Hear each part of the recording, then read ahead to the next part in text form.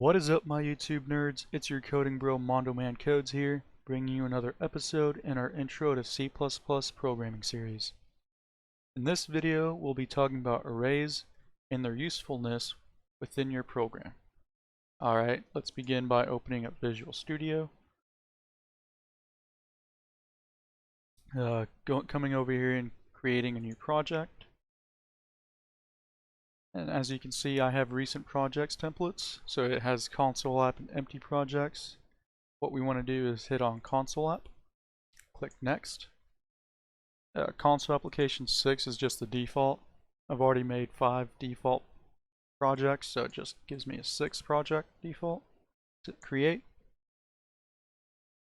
Then we'll wait for it to load.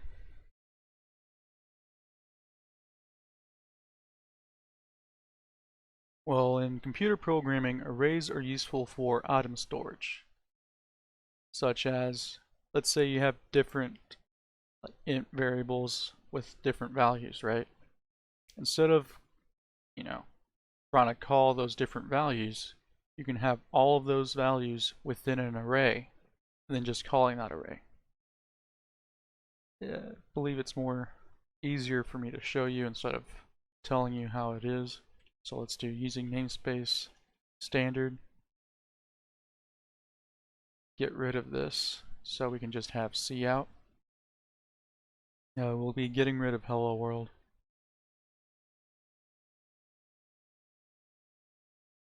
Let's just do that for now. Alright, so in arrays, you're going to have a string array.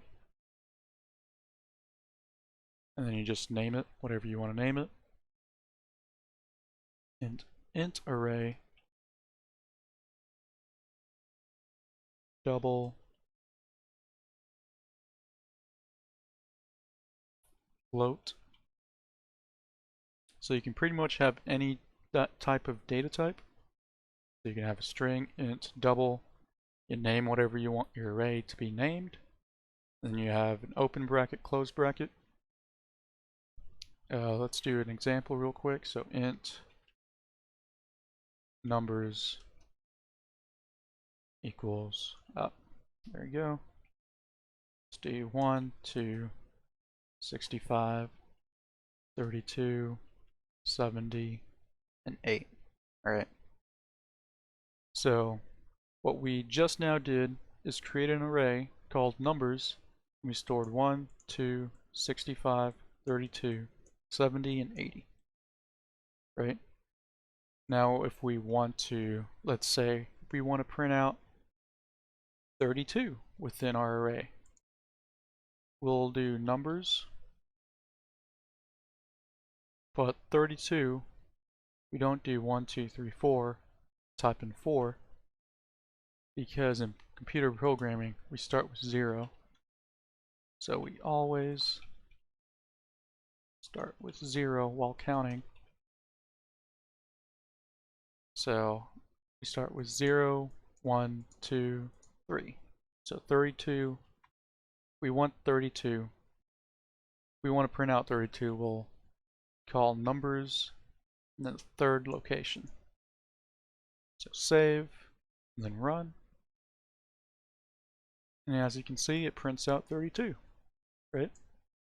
Alright, so instead of, let's say we want to print out all the values stored within our array, we can create a simple for loop. As we've done in our previous episodes, we start with a base case. This base case, we start with int I equals 0. I is less than your number size. That's 6. I plus plus, incrementing I along the way. So we take out, cout, put it in here, and we delete 3, and then we put I, right? So it's going to be a for loop, numbers I, 0, so it'd be 0, 1, 2, 3, 4, 5, right? Within my program, I don't usually tend to do a whole value when I mess with arrays, because that gets kind of cloggy. And if you're wanting to update your array, it kind of messes up your entire program. So instead of actually having a value here, I'm going to be calling size, right? And with C++, we do size of,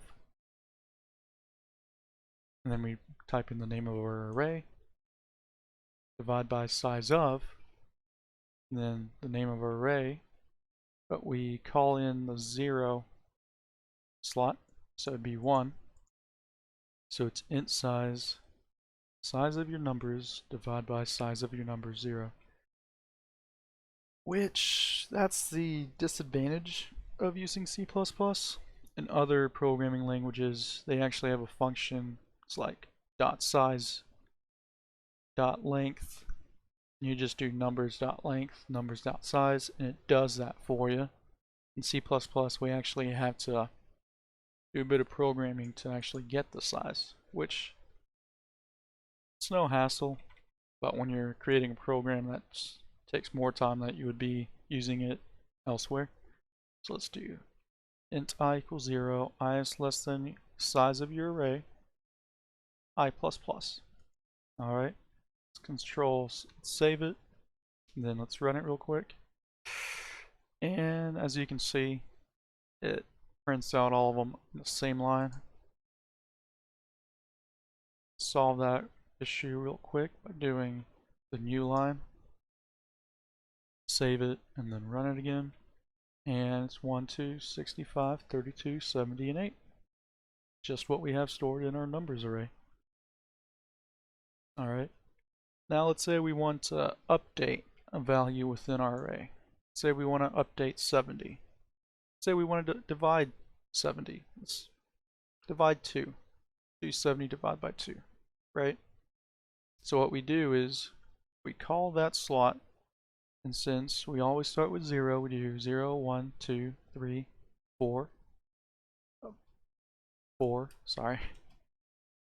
And then numbers 4 divided by 2. Right?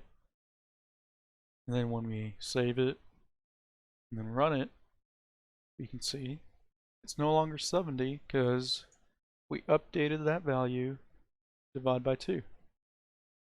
Let's say we want to multiply it by 2. Just do that. Save again and run your program. 140. So we can pretty much do it for any type of, any slot within our numbers array. So let's do 1, 5, 2, 3, divide, subtract 20, add by 32, plus 2, right? Don't forget to change these. So within our numbers, we're changing all the values. We save and then run it. And then we see numbers at 1, the 1 location, which is 2. We add 2 to it. So it's 1, 4. And then our third, we divide by 2. So 65 divided by 2. Oh, my bad. Second slot, so it's minus 20. So 65 minus 20, 45. Okay, so third slot, which is 32. 32 divided by 2, 16. Fourth times 2, which was the same we did. And then the fifth and final slot, we're just adding 32 to it. It's 40. And that pretty much allows us to change our values within our array to whatever we want. If we want to add, multiply, subtract, divide. There is another way to store or creating an array, which we can do.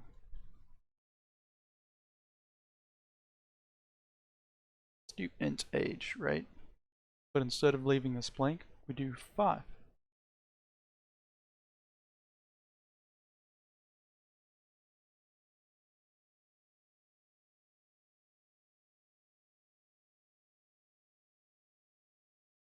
But as you can see, I didn't put anything here. What do you think is going to be stored there if nothing is stored there? Save it, and then we run it. And as you can see, they're all zeros. So the default value, if there's nothing there, is 0. Alright, so let's add 5 and 62. Right? Save it. And as you can see, within our array age, it sets a size for us, or we set the size to 5. But if we only put in 2 values, 5 and 62, the other 3 are just 0. Which this could, be useful for your program, which whatever you want to do with it. So like, let's say we do 5 and 62, and then we want to add something to it, or whatnot, in the later stages. We can do that, because there's 3 more slots that aren't being used. And that pretty much wraps up my episode on arrays. Let me just start by saying I apologize for not uploading in a while. I had some personal issues I had to deal with, and then this semester was really kicking my butt. I decided on taking a math minor. The homework that I anticipated in getting wasn't like, I thought I was just gonna have like 1 or 2 homework assignments per week, like programming, like majoring in computer science. I have 3 homework assignments due every week, which really bogged down my time and all that. And then with the whole COVID-19 pandemic going along, let's just say be cautious, do good things, try to stay healthy, etc. But because of, the whole COVID-19, it's transitioned my classes to online classes, which now I have to be accountable for actually, listening in those lectures, going to office hours, well, online office hours, which I do and do not like.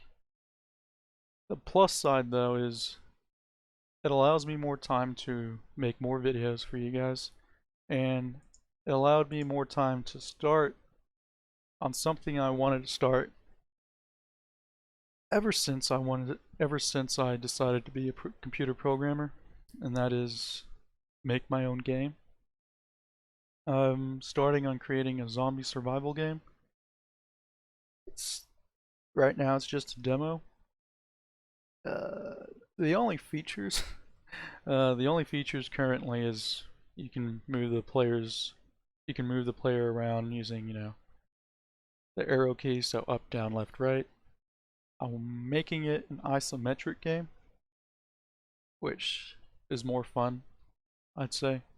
More games that I'd like were isometric when I grew up, so I'm trying to bring in the old style versions of computer games and mixing it with a new.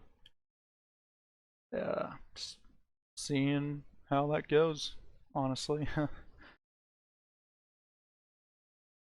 If you'd like, I could, put up some videos of me messing around with the project, but with this new time, I will be getting back on schedule with uploading programming tutorials every Saturday. I'm still I know I will be doing the Java and Python series. It might be in 2 weeks. It probably will be in 2 weeks. I don't really have more time. I'm just trying to, create more scripts so it's more educational for you guys. And if you have any questions, feel free to comment down below or shooting me an email. I believe my email is on the About Me page on YouTube.